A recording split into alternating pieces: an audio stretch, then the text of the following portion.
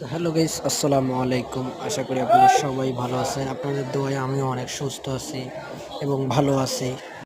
তো গাইস, আপনারা দেখতেই পাচ্ছেন আমি এখন জমি বাড়িতে আছি। আমাদের আলু তুলতেছি। জমিতে দেখতে পাচ্ছেন অনেক কামলা, তার সাথে আমিও ছায়ায় বসে আছি। এবার আলু গাড়িয়ায় বিপদে পড়েছি।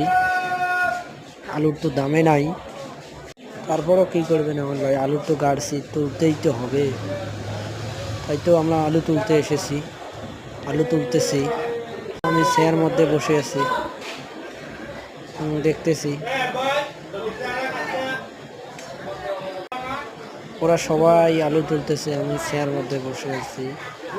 তো আমাকে দেখে আমার এক ছোট ভাই আসে বলল, এই তো আমরা দুজনেই বসে আছি।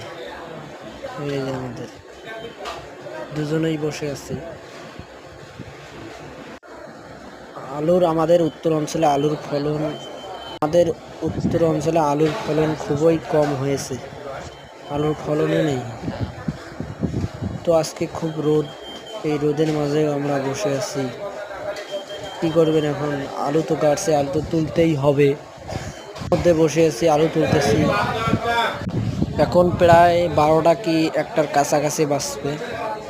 তারপরেও আমরা আলু বাড়িতে আছি, কিছুক্ষণ পর যাব খাইতে।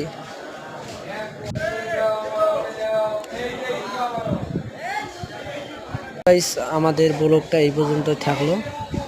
আশা করি আপনারা সবাই সুস্থ থাকবেন, ভালো থাকবেন।